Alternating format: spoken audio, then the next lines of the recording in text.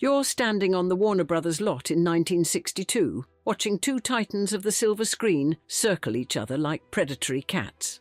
The tension crackles through the air as Bette Davis and Joan Crawford prepare to film their first scene together for Whatever Happened to Baby Jane. Your clipboard holds the shooting schedule, but everyone knows today's real drama isn't in the script. Between takes, you notice Davis deliberately stepping on Crawford's toes during a scene, while Crawford responds by filling her pockets with rocks to make herself heavier when Davis has to drag her across the floor. The crew around you whispers about their 30-year rivalry, about Crawford sleeping her way to the top at MGM, while Davis earned her acclaim through raw talent.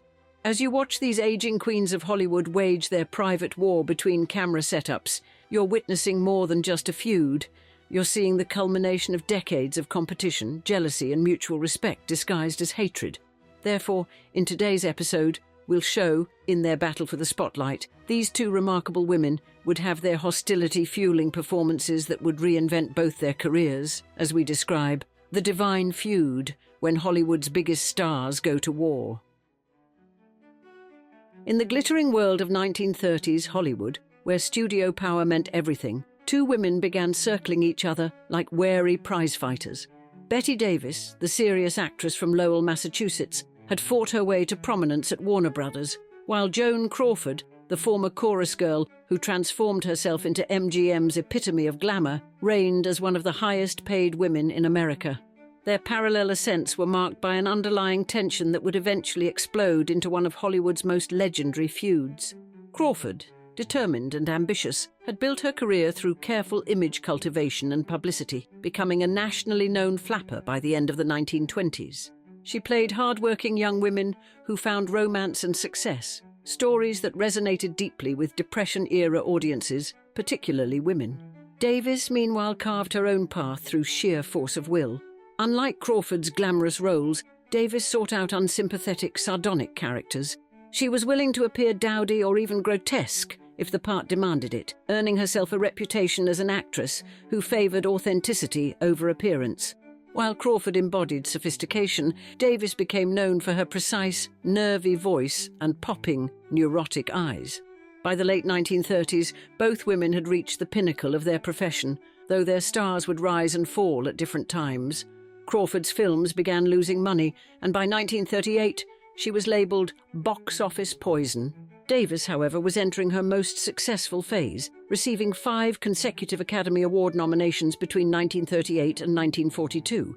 Crawford staged a remarkable comeback by winning an Academy Award for Mildred Pierce in 1945, while Davis continued to seek challenging roles that often defied conventional beauty standards.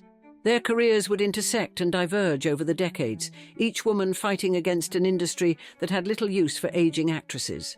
The tension between them simmered beneath the surface of Hollywood for years, manifesting in subtle ways. Davis had famously remarked about Crawford's romantic relationship with studio head Louis B. Mayer, saying, "She slept with every male star at MGM except Lassie." Crawford, maintaining her carefully constructed image, responded to such barbs with calculated restraint.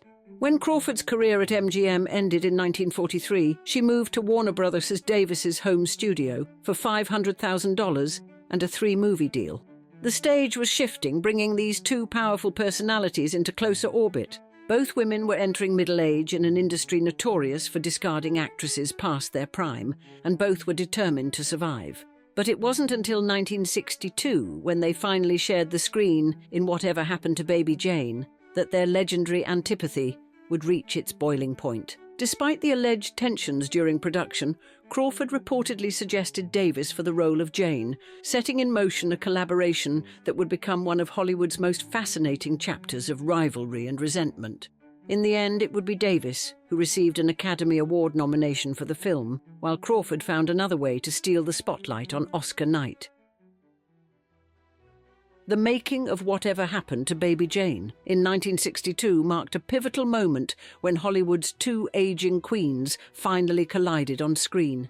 Both actresses, acutely aware of how crucial this film was to their respective careers, approached the project with a mix of professional determination and personal wariness.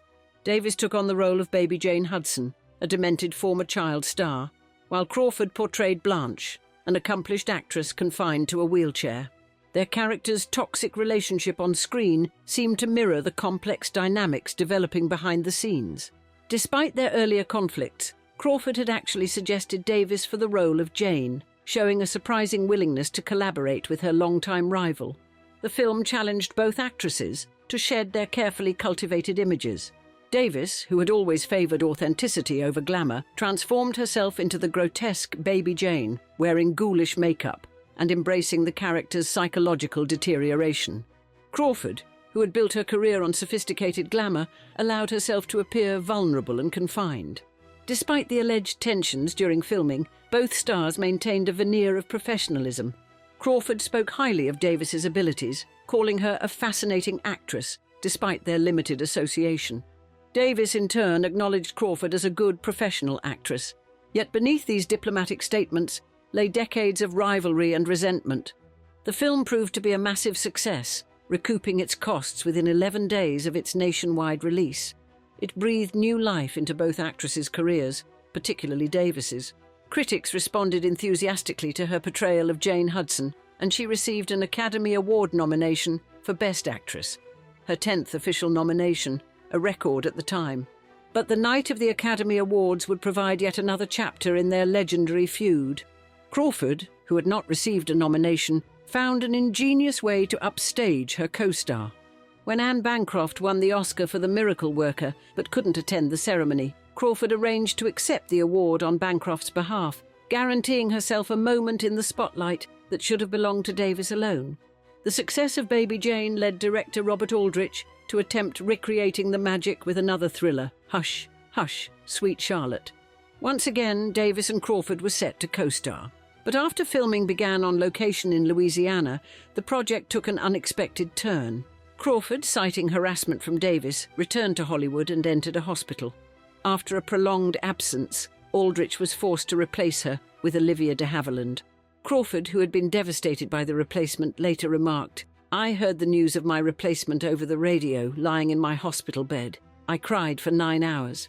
Despite her removal from the production, traces of Crawford remained in the final film. She can be briefly glimpsed sitting in a taxi in one wide shot, a ghostly reminder of what might have been. The Baby Jane saga had reignited their feud for a new generation, ensuring that their names would be forever linked in Hollywood history. But for both actresses, the greatest challenges still lay ahead. By the mid-1960s, both actresses found themselves navigating the treacherous waters of aging in Hollywood. Davis continued seeking challenging roles, albeit in increasingly lower-budget productions. She appeared in Dead Ringer, Where Love Has Gone, and The Nanny, though none of these films achieved the same success as Baby Jane. Crawford, meanwhile, made her final major film appearance in 1970 with the science fiction horror film Trog, rounding out a career that had spanned more than 45 years and 80 motion pictures. Their paths continued to cross in the press, where their barbed comments about each other became legendary in Hollywood circles. Both women had achieved similar milestones. Davis had been the first female president of the Academy of Motion Picture Arts and Sciences, while Crawford had become the first woman elected to the board of directors of Pepsi-Cola Company. Yet their approaches to aging differed dramatically. Crawford maintained her carefully constructed image until the end, even refusing to be photographed in her later years unless she deemed herself camera-ready. Davis, characteristically blunt, continued to work regularly through the 1960s, appearing in television shows and films, regardless of how the camera might portray her. By 1973, Crawford had retired from Pepsi's board of directors at the official age of 65. Her last public appearance was made in September 1974 at a book party co-hosted with her old friend Rosalind Russell at New York's Rainbow Room. The photographs from that event would be the last ones published of Crawford, and she considered them unflattering. Davis, meanwhile, continued to work steadily, though she became increasingly selective about her roles. She received some of the strongest reviews of her later career for her television work, winning an Emmy Award for Strangers, the story of a mother and daughter. As their careers wound down, both women faced personal struggles that would define their later years. Crawford's relationship with her adopted daughter Christina had become increasingly strained. Davis struggled with her own daughter BD, though their conflicts would not become public. and both actresses retreated into relative seclusion in their final years, though Davis maintained a more public presence. In 1977, Davis became the first woman to receive the American Film Institute's Lifetime Achievement Award, a recognition of her lasting impact on American cinema. That same year, Crawford's life would come to an end in her Manhattan apartment. She was found dead on May 10th, leaving behind a legacy as complex as her relationship with Davis. When reporters asked Davis for a comment about Crawford's passing, her response would become one of Hollywood's most quoted epitaphs, though the authenticity of her alleged words would be debated for years to come. But the story of their feud was far from over, as revelations after Crawford's death would reignite public interest in their legendary rivalry.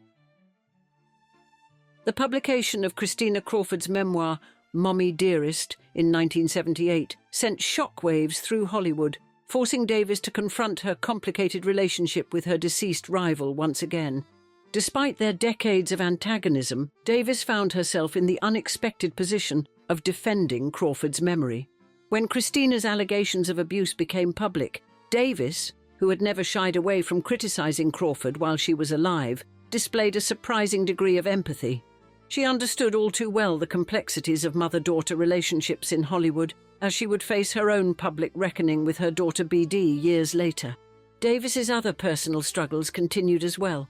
By 1983, she had been diagnosed with breast cancer and underwent a mastectomy. Within 2 weeks of her surgery, she suffered 4 strokes, which caused paralysis in the left side of her face and in her left arm, leaving her with slurred speech.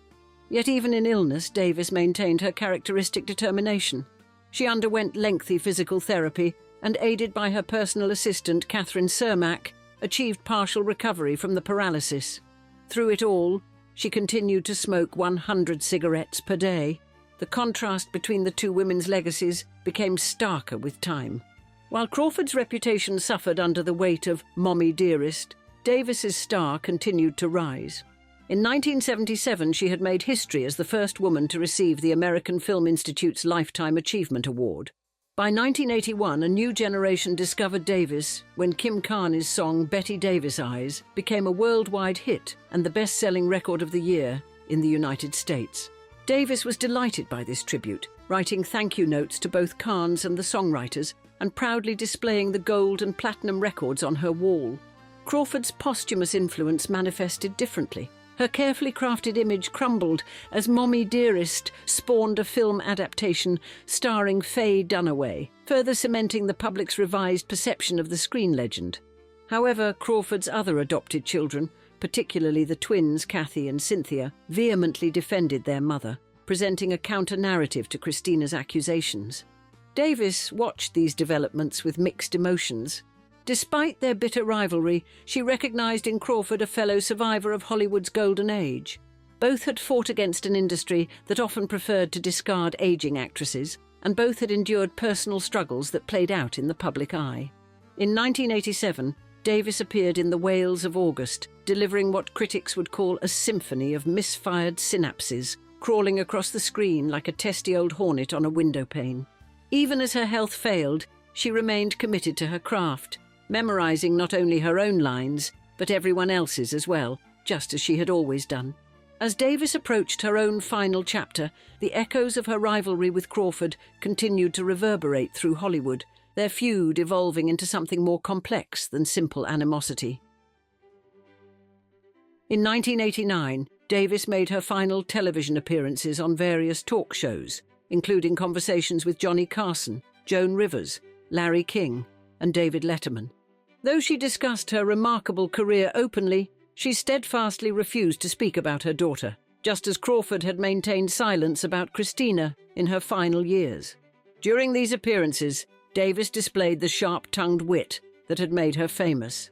Director Lindsay Anderson observed that the public particularly enjoyed seeing her behave so bitchy, though he lamented that she was encouraged to play up this aspect of her personality. The image of Davis as a formidable adversary, first forged in her rivalry with Crawford, had become an inextricable part of her legacy. Fighting breast cancer that had returned with devastating force, Davis made her last public appearance at the San Sebastian International Film Festival in Spain. Too weak to make the journey back to the United States, she travelled to France, where she died at the American hospital in Neuilly-sur-Seine on October 6, 1989. She was 81 years old. On her tombstone at Forest Lawn Memorial Park, her epitaph reads, "She did it the hard way," a phrase suggested by Joseph L. Mankiewicz after they had filmed All About Eve. The inscription seemed to capture not only Davis's career struggles, but also the nature of her long-running feud with Crawford. Their rivalry outlived them both. In 1989, the same year as Davis's death, the book Betty and Joan, The Divine Feud was published, chronicling their complicated relationship. Nearly 3 decades later, in 2017, their story would be dramatized in the television series Feud, Betty and Joan, with Jessica Lange portraying Crawford and Susan Sarandon taking on the role of Davis. The two actresses, who had once commanded the attention of millions through their films, now found their intersecting stories commanding new audiences through different media. Their feud had transcended their personal animosity to become a lens through which Hollywood examined its treatment of women, aging, and power. In 1999, the American Film Institute ranked Davis second on their list of greatest female stars of classic Hollywood cinema. Crawford's legacy proved more complex, forever coloured by the allegations in Mommy Dearest, though her performance in films like Mildred Pierce continued to garner respect from film historians and critics. Their feud, which had begun in the golden age of Hollywood and survived their deaths, revealed as much about the entertainment industry as it did about the women themselves. Both had fought against a system that often pitted women against each other. Both had struggled with the challenges of aging in an unforgiving industry, and both had seen their personal lives become fodder for public consumption.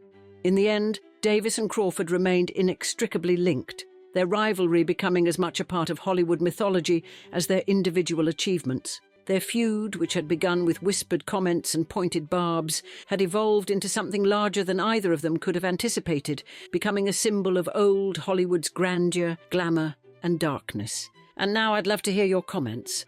Were you familiar with The Divine Feud, or do you remember it? I can't wait to hear your thoughts, and thanks for your continued viewership. Cheers until the next one.